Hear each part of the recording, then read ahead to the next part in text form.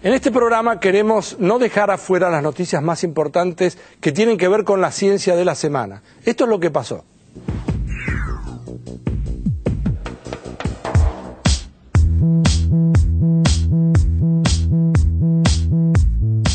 Esta semana se ha publicado en la revista Nature Neuroscience una investigación que venimos desarrollando en los últimos años, que se trata de investigar y descubrir cuál es la función de unos receptores que están presentes en neuronas que fabrican y liberan un neurotransmisor que se llama dopamina. Lo que te quiero mostrar es un esquema de una sinapsis de dopamina. Una sinapsis es un espacio en donde una neurona libera un neurotransmisor que se llama dopamina, que está acá simbolizado por las bolitas blancas, y este neurotransmisor va a impactar sobre receptores que están hacia el otro lado de esta neurona, sobre otra neurona, y como este espacio es una sinapsis, esta es la neurona presináptica y esta es la neurona postsináptica. La importancia de la dopamina, la importancia de cómo se libera este transmisor, la cantidad que se libera y cada cuánto se libera, es fundamental para determinar distintos estados motivacionales. Podemos estar poco motivados, con cierta anedonia, con cierto, entre comillas, digamos, bajón, y no tenemos ganas de hacer las cosas, no nos sentimos con ganas. Podemos estar normalmente motivados, podemos estar altamente motivados o podemos estar exageradamente motivados.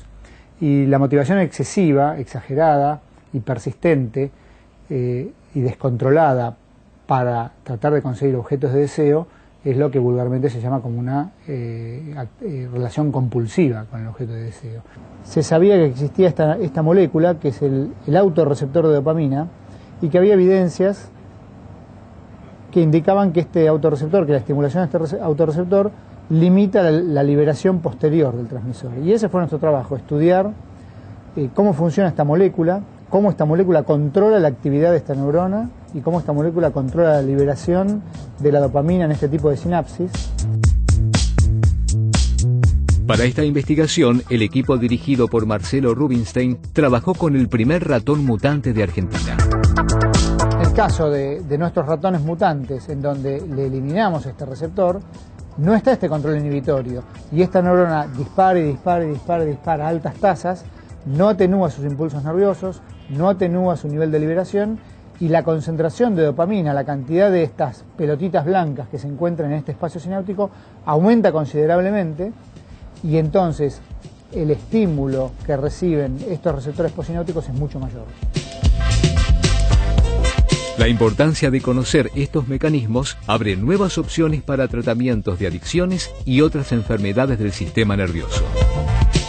En excesivas cantidades de liberación de dopamina es típico en esquizofrenia, es típico en trastornos obsesivos compulsivos, es típico en síndrome de Tourette, que son personas que tienen tics que no pueden controlar, es típico en enfermedades como por ejemplo el déficit de atención con hiperactividad.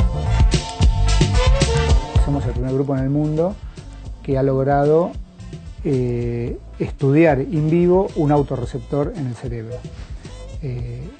Y eso lo hemos hecho en particular con el receptor de dopamina, con el autorreceptor de dopamina, pero hay que tener en cuenta que prácticamente todos los sistemas neuronales tienen autorreceptores y hasta ahora ninguno de ellos ha podido ser estudiado. Y nosotros creemos que la información y los descubrimientos que logramos nosotros estudiando el autorreceptor de dopamina van a poder ser extrapolados a otros sistemas también.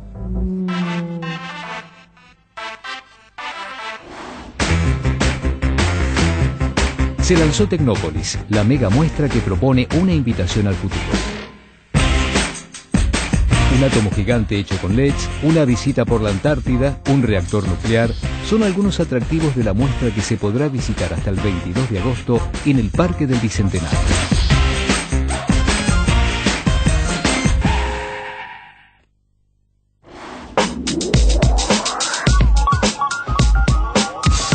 Estamos en el Planetario de la Ciudad de Buenos Aires, Galileo Galilei, aquí en los bosques de Palermo, esta institución tradicional de la divulgación de la astronomía, y con gran alegría hemos presentado nuestra primera revista de divulgación astronómica y científica, que se llama Si Muove, porque alude justamente a una frase que se le otorga a Galileo después de haber sido obligado a revertir sus afirmaciones cuando él habría dicho que es por si mueve, que la Tierra y sin embargo se mueve.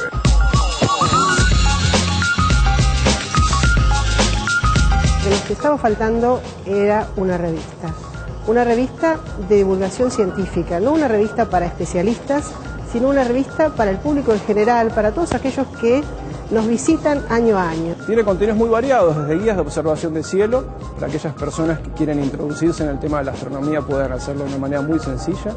Artículos de fondo, por ejemplo tenemos artículos que hablan sobre la posibilidad de vida extraterrestre en mundos vecinos, artículos sobre las constelaciones, más bien de carácter histórico, otros artículos que hablan sobre la cartografía lunar, y también hemos contado, y esto no es un detalle menor, con colaboración de buena parte de la comunidad amateur de la Argentina, que muchos de ellos nos han aportado fotografías que hemos incorporado en la galería de fotos astronómicas, ¿no? Y pensamos seguir haciéndolo, por supuesto.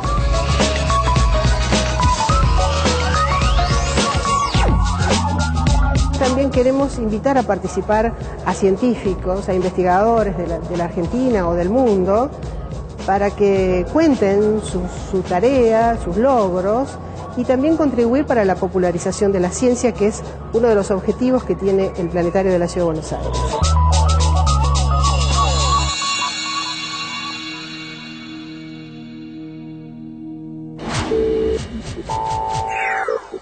Vamos a hablar ahora con el arquitecto Raúl Wagner. Nos visita hoy Raúl Wagner, arquitecto por la Universidad Nacional de Mar del Plata, especialista en tecnología de la vivienda, Instituto de Pesquisas Tecnológicas Sao Paulo, director académico de la especialización en desarrollo local en regiones urbanas, creador de la maestría en Hábitat y Vivienda de la Universidad Nacional de Mar del Plata, consultor de la Subsecretaría de Urbanismo y Vivienda de la Provincia de Buenos Aires desde 2004 a 2008. Le gusta tocar la guitarra.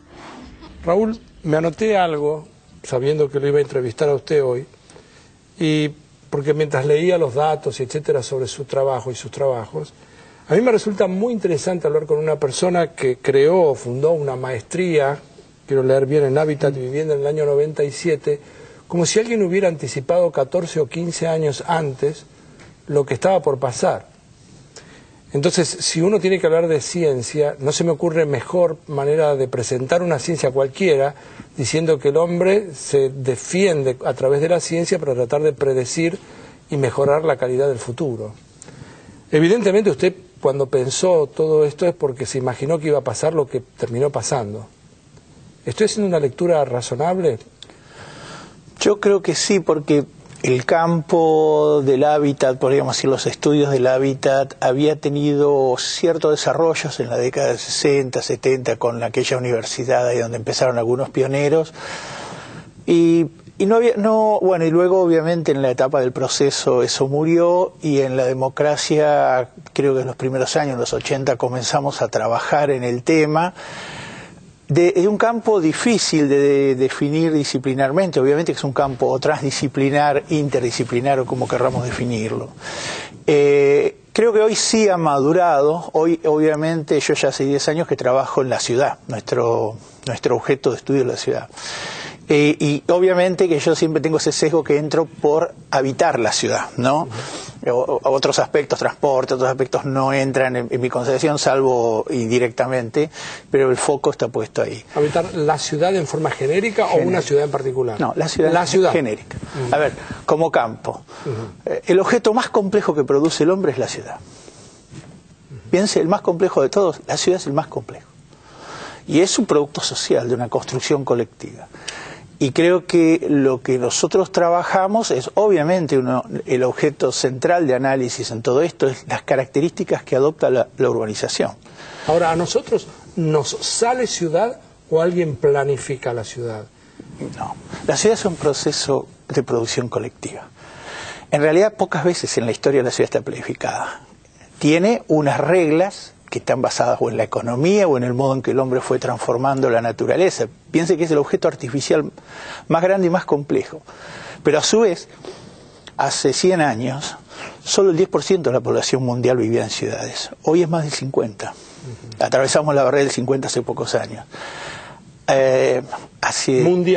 Mundial. Hace 100 años la población mundial alrededor de los 1.000 millones. Hoy estamos, a mitad de siglo estuvo en los 2.500 millones, hoy estamos casi en los 7.000 millones. y aparte más de la mitad viviendo en ciudades ahora, antes era el 10%, o sea que en solo 100 años la humanidad lo que más ha crecido es el proceso de urbanización. Esto no es, o sea, no es novedoso. Pero no es previsible que eso suceda. ¿Y dónde va a ir la gente? No siempre era previsible, es decir, fue un proceso obviamente natural, de esas cosas que te pasan ni no te das cuenta. Ahora, creo que ya desde la otra parte, les decía, del objeto de estudio es obviamente las características que tiene la urbanización, lo que denominamos la urbanización capitalista, que tiene unas determinadas relaciones. Y esas relaciones tiene, y aparte en el proceso que nos toca vivir ahora, la extensión ya global del proceso capitalista, con lo cual básicamente la propiedad privada de la tierra es un elemento clave, que para nosotros es del suelo urbano, haciendo una distinción entre tierra y suelo urbano. Suelo urbano como este producto cultural, y en todo caso lo que hoy discutimos es cómo se dan los procesos sociales entonces en esta construcción de ciudad, cómo se dan las apropiaciones diferenciales de ese espacio. Entonces cuando estalla un conflicto como el del parque indoamericano o conflictos de esos que en realidad vienen sucediendo todo el tiempo, es más, son mundiales, o por ejemplo los desalojos tienen un incremento a nivel mundial, en todos lados. Está hablando de una profundización de las relaciones capitalistas hasta el último espacio posible y una forma desigual, crecientemente desigual, de acceso de la población al espacio urbano, que ese es el problema de fondo. Y por eso el emergente de estos últimos años más importante es la lucha por el derecho a la ciudad. Un nuevo tipo de derecho difuso y colectivo, de estos de tercera generación, difícil hasta incluso de explicar.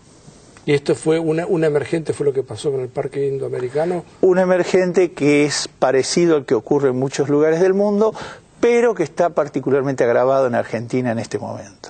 Necesito preguntarle algo que se me ocurre inmediatamente. ¿Me cuenta qué es lo que va a pasar? ¿En dónde? ¿En el indoamericano? No, en el indoamericano no. ¿Qué es lo que va a pasar en la Argentina? Es decir, si usted quiere hablemos del mundo, pero me interesa lo que va a pasar en la Argentina. Digamos, porque usted así como previó hace 14 o 15 años lo que eventualmente iba a terminar pasando, para lo cual no hubiera hecho falta ni siquiera pasar por ningún muerto, para poder tratar de empezar a entender que había un problema, porque la sociedad entiende lo que pasa en función de una casi revuelta social. Pero esto podría haberse previsto y resuelto. Sí. ¿De acuerdo? O sea, eso está dentro de la... Si a usted lo hubieran consultado hace 10 años, usted hubiera podido hacer un panorama, haber trazado un mapa de lo que estaba por pasar. Entonces ahora le pregunto, ¿está por pasar algo más en los próximos quinquenios? No, esto es un atributo de la política. O sea, no hubiera pasado si hubiéramos tenido, digamos, a tiempo una política... donde el Estado fijara, digamos, algunas reglas, corrigiera estas reglas de juego, si usted quiere, de libre mercado, bueno, eso es lo que yo quiero que usted me diga, en esta cuestión. Yo necesito que usted me hable de las políticas de nosotros, Estado. A ver, antes, cuando empezamos en los 80, volvimos a la Universidad de la Democracia, instalamos el tema, sabíamos que dentro de los que... Por ejemplo, éramos arquitectos, yo no practicaba la profesión liberal, entonces me dediqué a estudiar y a hacer docencia, lo que fuera. Había que ocuparse de la cuestión habitacional, del problema habitacional, el problema de la vivienda. Entramos por la vivienda. Y entonces discutíamos formas de producir vivienda, políticas, analizábamos las políticas. Pero crecientemente fuimos entendiendo mucho mejor nuestro problema y objeto de estudio, y por lo tanto también pensando mucho mejor el diálogo con la política. Y hoy en día estamos hablando que, por ejemplo, decimos, el tema no es la vivienda, es una política de suelo, básicamente. Es decir, ¿y no es una política de derechos humanos también? No, por supuesto. Por eso el derecho a la ciudad está relacionado. ¿El derecho a la vivienda no es un derecho humano? Bueno, es el 14 bis en la Constitución argentina, un derecho reconocido. Claro. Es un derecho humano. Y el derecho a la ciudad también. Cuando se comete un desalojo, se comete una violación a los derechos humanos. En el fondo, ¿qué significa en términos de derechos? Que el juez va a estar haciendo prevalecer el derecho a la propiedad por encima del derecho a la vivienda. Y es eso en realidad lo que está pasando. Eso fue lo que pasó. Y es lo que pasa todos los días. Seguramente hoy a la mañana en algún lugar hubo un desalojo. Y es eso lo que pasa. Y es un sujeto, un argentino más que en el fondo está siendo penado por siempre tema de ejercer el derecho a habitar. Una cuestión grave de los 90, por ejemplo, es la transformación de la usurpación como delito penal. ¿No hay políticas de Estado previsibles como para poder evitar que esto se encamine a que haya muchos parques indoamericanos? Para que no haya solamente un único desalojo, porque si fuera una única persona, se lo resolvemos el problema. Evidentemente hay formas de prevenirlo, eso está claro. Eso es lo que quiero que me cuente. Lo primero es un cambio radical, creo, en la política, o si ustedes quieren, la política se desarrolla muy puntual en un sentido que es construir viviendas sociales, que realmente en esta etapa el gobierno ha construido una cantidad importante de viviendas sociales, pero es como el peor de los escenarios, porque en realidad el escenario de la Argentina se compone de un boom de los mercados como nunca se vio. La tierra rural en la zona más rica se elevó del 2002 hasta ahora, en 8 años, 10 veces. En Bragado, 1 hectárea de campo de 1.400 hectáreas pasó a 14.000. Fíjese el impacto que esto puede tener a todo nivel. Bueno, ni hablar de la especulación, ¿no? A nivel urbano estamos entre 4 y 6 veces. Entonces, esto desplaza población todo el tiempo y aparte se producen procesos bien complejos. Hay unos procesos como nosotros llamamos gentrificación. ¿Gentrificación? Sí, viene de gentry del inglés. Gentrification es la palabra original, y es cuando le pasa el Palermo. Es decir, Palermo Viejo era un barrio de clases medias, había talleres mecánicos, y de repente, por cuestiones del mercado inmobiliario, se desplaza esa población y aparece uno de los suelos más caros de Buenos Aires. Palermo Hollywood. Palermo Hollywood, Palermo Soho, etc. Bueno, pasó en Puerto Madero. Pasan todas las ciudades del mundo. Sí. Bueno, Puerto Madero en realidad eran tierras del puerto. Bueno, o sea, pero eran tierras del puerto que ahora... Es un valor creado, bueno, el Estado regaló plusvalías. Hay un concepto que es plusvalías urbanas, no la otra plusvalía, la del trabajo, ¿no? La plusvalía urbana. Y eso se llama plusvalía urbana, y está clarísimo. Por decir, usted vive en Estados Unidos. En Estados Unidos, el 80% del presupuesto de los municipios es recuperación de plusvalías. Hay un instituto en Estados Unidos que se dedica a estos temas y tenemos mucha relación con ellos, ¿no? No, pero a mí me resulta muy atrapante de que esto que está pasando no es una cosa que de pronto pasó algo que era inesperado. No, o porque la gente es mala o lo que... No. Claro, esto que pasa ahora era previsible que pasara. Totalmente. Y aquellas personas que... Es la falta de política de suelo, si usted quiere, la falta de que la planificación urbana sea incluso un derecho. Por ejemplo, en Brasil, que hicieron el Estatuto de la Ciudad, que es una ley urbana madre, uno de los puntos es el derecho que tiene toda la población a vivir en ciudades planificadas. Fíjese qué interesante perspectiva. Se llama Raúl Wagner, es arquitecto, y está por lo menos intentando hacernos pensar lo que él hace habitualmente, que es pensar en estos temas que tiene que ver con la ocupación del suelo urbano por parte de la gente que habita, en este caso, los suelos argentinos, pero que en realidad estaría pasando, si uno quiere extrapolarlo e imaginarlo como corresponde, está pasando en todo el mundo. Enseguida seguimos.